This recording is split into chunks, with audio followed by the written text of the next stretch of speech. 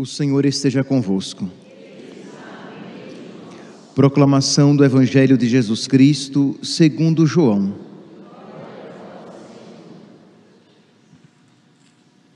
Naquele tempo, muitos dos discípulos de Jesus que o escutaram disseram: esta palavra é dura, quem consegue escutá-la?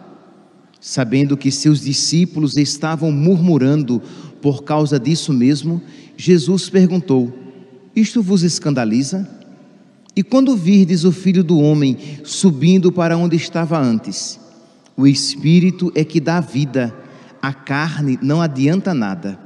As palavras que vos falei são Espírito e vida, mas entre vós há alguns que não creem.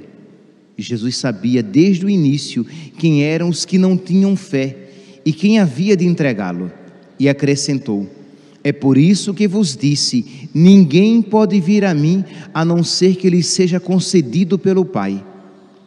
A partir daquele momento, muitos discípulos voltaram atrás e não andavam mais com ele. Então Jesus disse aos 12, vós também quereis ir embora?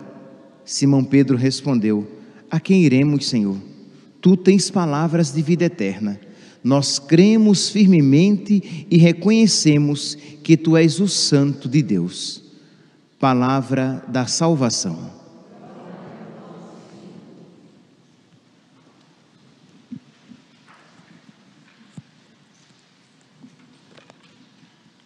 Caríssimos irmãos e irmãs, nós estamos no final do capítulo 6 de São João, que é aquele grande discurso a respeito do pão da vida, a respeito da Eucaristia.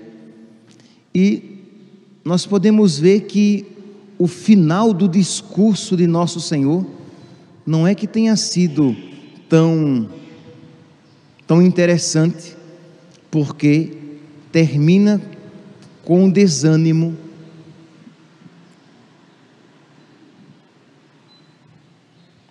Termina com desânimo, com um aparente fracasso, porque diz aqui que muitos dos discípulos voltaram atrás e não andavam mais com ele. Então vamos lá, vamos retomar este discurso para que nós entendamos bem o que é que Nosso Senhor, a respeito de quê, com que palavras Nosso Senhor falou a respeito da Eucaristia. Se nós tomarmos o Evangelho de ontem, nós veremos Jesus dizendo que, no versículo 51, eu sou o pão vivo que desceu do céu, quem comer deste pão viverá eternamente, e o pão que eu hei de dar é a minha carne para a salvação do mundo. Isso é, Jesus não estava aqui usando uma metáfora, como às vezes, ou melhor, como dizem os protestantes, isto é, que Jesus falou a respeito de dar a sua carne para comer e o seu sangue para beber. Ele falou isso de uma maneira metafórica. Não, Jesus não falou de uma maneira metafórica, e os seus discípulos não entenderam de uma maneira metafórica, porque quando Jesus isso falou, que a sua carne era verdadeiramente comida, que o seu sangue era verdadeiramente bebida, diz aqui no versículo 52, João, capítulo 6, versículo 52, a essas palavras, os judeus começaram a discutir dizendo, como pode esse homem dar-nos de comer a sua carne? Isto é, era escandaloso. Os judeus, quando ouviram aquilo, ficaram escandalizados.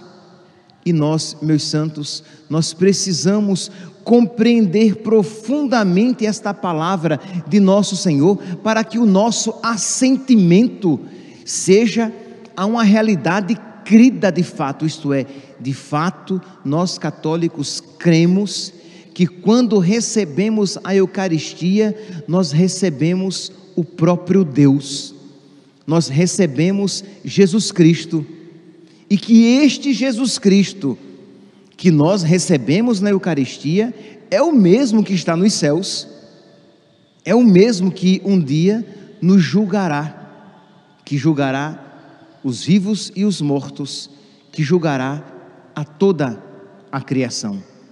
Então, nós precisamos compreender a profundidade desta palavra para que a nossa fé seja clara.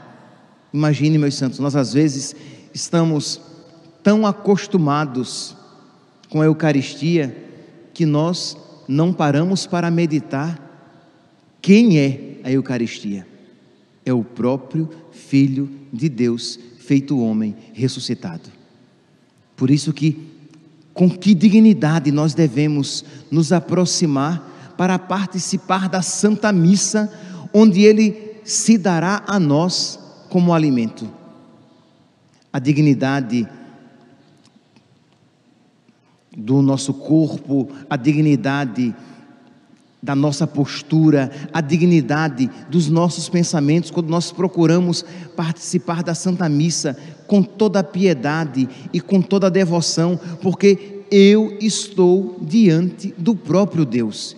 E com que dignidade, com que reverência, com que espírito de adoração devemos entrar na fila da comunhão, quando iremos antecipadamente, isto é, antes daquele grande dia em que diante dele estaremos como juiz.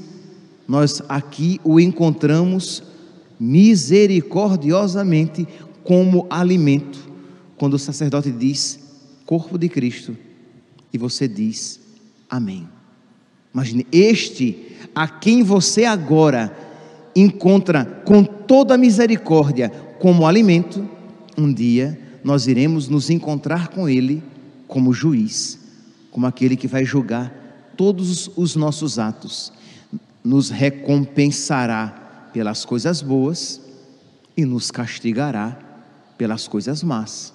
Colocará à sua direita os que praticaram o bem, os que foram seus, e colocará à sua esquerda aqueles que foram amigos do mal, que não quiseram ser seus amigos. Pois bem, então é esta realidade que Jesus falou com toda crueza e que os judeus disseram: quem é que pode acreditar? Isso é muito difícil de acreditar. É uma palavra que excede, que vai além das nossas capacidades. Ora, se Jesus tivesse falado de uma maneira metafórica, ele aqui iria se explicar. Mas ele imediatamente, ele reafirma, ele enfatiza. Versículo 53. Em verdade, eu vos digo, se não comerdes a carne do Filho do Homem e não beberdes o seu sangue, não tereis a vida em vós. Porque a minha carne, versículo 55, é verdadeiramente comida, e o meu sangue é verdadeiramente bebida. Quem come a minha carne e bebe o meu sangue, permanece em mim e eu nele. E diz então, que depois dessa, isto é, Jesus disse, os judeus disseram: está louco?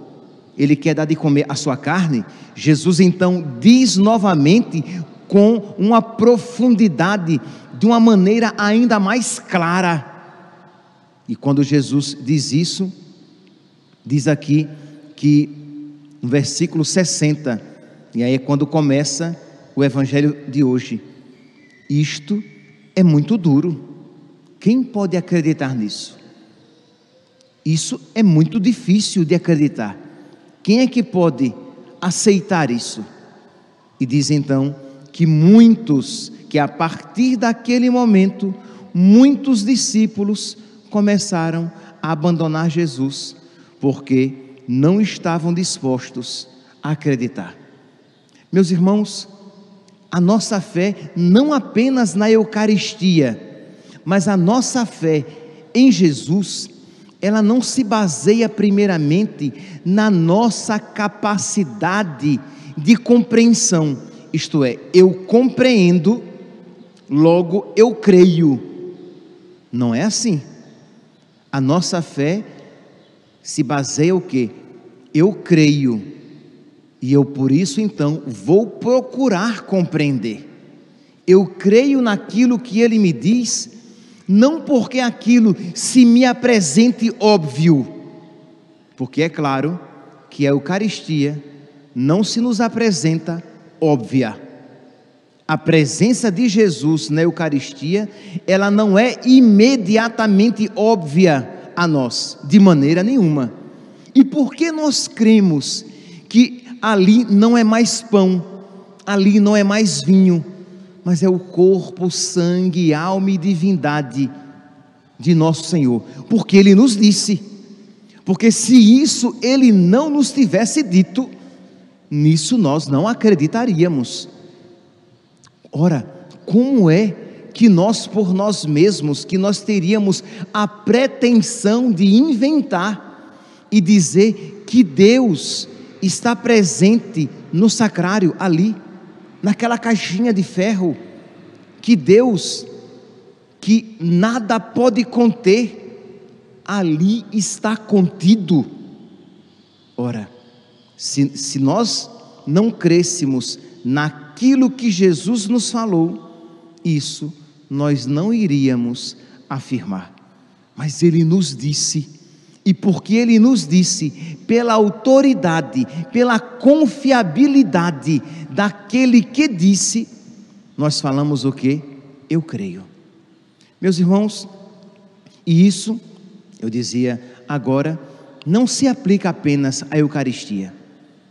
Quantas vezes, meus irmãos, os ensinamentos de Deus, eles exigem de nós esta atitude primeira de assentimento, de fé, de dizer: Senhor, eu creio em tudo aquilo que o Senhor me disser, mesmo que eu não compreenda. Senhor, eu creio que toda a tua vontade é boa, mesmo quando ela de imediato se me apresenta não muito agradável, dolorosa e aos meus sentimentos como má. Mas eu creio, Senhor, que a tua vontade é sempre boa, boníssima, que aquilo que tu me apresentas é sempre o melhor, mesmo que eu nunca aquilo tenha desejado. Percebe aqui que este ato de fé, ele vai além das nossas capacidades naturais. Quando você diz assim: eu creio em Deus, mesmo quando for tão difícil nele crer.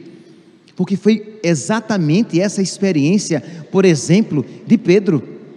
Diz então que quando Jesus falou isso, que o seu corpo era verdadeiramente comida, que o seu sangue era verdadeiramente bebida, diz assim que desde então, versículo 66, João, capítulo 6, versículo 66, desde então muitos dos seus discípulos se retiraram e já não andavam com Jesus. Isto é, já que nós não conseguimos compreendê-lo, nós não queremos segui-lo. Vocês já imaginaram? Se nós tomássemos como princípio de seguimento de Cristo esta afirmação, isto é, eu só vou seguir Jesus quando eu o compreender, nós iremos abandoná-lo. Porque quantas vezes nós não o compreendemos? Se eu pedisse aqui, levante a mão, quem já não compreendeu os desígnios de Deus, eu acho que a partir dos 7 anos, isto é, todo aquele que tem o uso da razão, levantaria a mão pelo menos uma vez, de dizer: eu já experimentei isso. Isto é, por que Deus permitiu isso? Por que Deus ensina assim? Quem já não experimentou no coração, quem já não permitiu que passasse pelo seu coração este pensamento mau, blasfemo até: se eu fosse Deus eu faria diferente, bem que Deus poderia fazer diferente. bem que esta realidade não seria assim. Isto é, por quê? Porque Deus nos ultrapassa. Deus vai além das nossas capacidades e nós dizemos, mas por que assim? Por que desse modo? Por que as coisas acontecem desse jeito? Por que Deus permitiu que isso acontecesse? E nós que cremos em Deus, dizemos que aquilo Ele permitiu, ou as coisas assim são, porque são o melhor modo de ser. Porque Deus aquilo permitiu por pura bondade e amor. Não foi falta de amor, não foi por falta de conhecimento e de poder de Deus, mas Deus aquilo permitiu, porque Deus é bom e porque Deus quer a nossa salvação. Então, este assentimento de dizer, Senhor, eu creio em Ti, mesmo quando não Te compreendo. Eu creio em Ti, mesmo quando for tão difícil compreender os Teus desígnios para a minha vida e para a vida dos meus. Eu creio em Ti, mesmo quando os Teus mandamentos, a Tua vontade se apresentar tão exigente, mas eu creio, Senhor, que é sempre o melhor, é sempre a melhor. Pois bem, foi exatamente esta a experiência de Pedro, porque olha, só aqui para nós, tá? E para todos aqueles que seguem pelas redes sociais, ninguém compreendeu. Como é então que esse negócio, que Jesus dará de comer a sua carne e dará de beber o seu sangue? Como assim? E os discípulos começaram a ir embora. Jesus se volta, versículo 67. Então Jesus perguntou aos 12: quereis vós também retirar-vos? Respondeu-lhe Simão Pedro: Senhor, a quem iremos? Só Tu tens palavras de vida eterna. Esta franca adesão de Pedro: Senhor, eu estou contigo, mas eu estou contigo porque eu creio nas Tuas palavras, mas são tão difíceis de serem cridas, mas eu creio, Senhor, eu dou a minha adesão à Tua palavra, não obstante a minha limitação, não obstante a minha incapacidade, porque as Tuas palavras estão muito além da minha capacidade, a Tua vontade está muito além da minha vontade, os Teus pensamentos estão muito além dos meus pensamentos, porque Tu és Deus e eu sou criatura. Meus irmãos, esta deve ser a nossa atitude. Senhor, os Teus pensamentos estão além dos meus pensamentos, o Teu modo de agir está muito além do modo do meu agir. Eu não Te compreendo, mas eu creio em Ti, eu espero em Ti. Eu não compreendo a maneira de Tu agires na minha vida, mas eu creio no Teu amor na minha vida. O profeta Isaías, no capítulo 59, deixa eu pegar aqui que eu acabei de desmarcar, Isaías capítulo 59, versículo 8, Isaías diz assim, versículo 8: os meus pensamentos não são os vossos pensamentos. Deus diz aqui no livro do profeta Isaías: os meus pensamentos não são os vossos pensamentos, e os meus caminhos não são os vossos caminhos. Ora, aceitar isso não é compreender isso, porque ele está dizendo que os nossos caminhos não são os dele, e que os meus pensamentos não são os dele. Então eu creio, mas eu não compreendo, porque os caminhos dele estão tão acima dos meus, como os céus estão acima da terra. Versículo 9, no versículo 8, Isaías capítulo 55, versículo 8, Deus diz: olha, os meus caminhos não são os vossos, os meus pensamentos não são os vossos. E aí ele vai dizer: porque assim como os céus são mais altos do que a terra, assim são os meus caminhos mais altos que os vossos caminhos, e os meus pensamentos mais altos que os vossos pensamentos. Então, é esta verdade e o assentimento a esta verdade. Eu aceito, Senhor. Eu aceito porque Tu és Deus, e eu aceito que Tu sejas Deus na minha vida. Então os Teus pensamentos estarão sempre acima dos meus, o Teu modo de agir vai sempre me ultrapassar, mas eu sei, Senhor, que será sempre para o meu bem. Nós podemos aqui imaginar o que passou pela cabeça de Pedro.